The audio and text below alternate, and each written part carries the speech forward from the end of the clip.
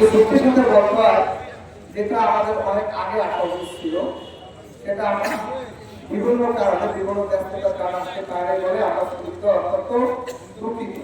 আর আপনাদের কাছে ক্ষমা প্রার্থী।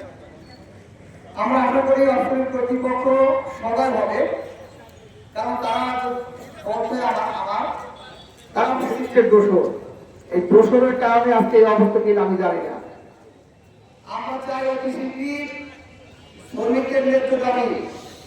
আপনারা বলবেন আপনারা এই শ্রমিকরা লক্ষ লক্ষ হাজার হাজার কোটি টাকার মালিক করছে, বিদেশে বাড়ি গাড়ি করছে এই শ্রমিকদের ধানের বিনিময়, অথচ আপনারা আপনাদের কথা চিন্তা করে শ্রমিক ছাঁটাই করেন, আপনারা লাভবান হওয়ার জন্য।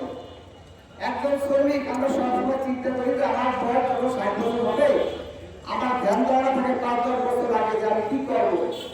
আপনি যদি আমার 50 বছরের সময় আমার চাকরি ছাঁটাই করে দেন, তখন আমি কোথায় যাবো?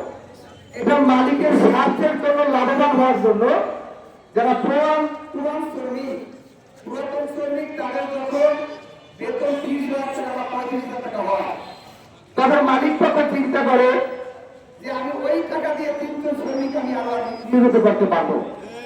তাদের লাভের আশায় আমাদের কি কয় লাঠি মারে আমাদের পেটে। তাদের বলতে হবে আমাদের আছে, ফ্যামিলি আছে, আমাদের চলতে হয়। তারা কিন্তু তারা সেটা বোঝে না।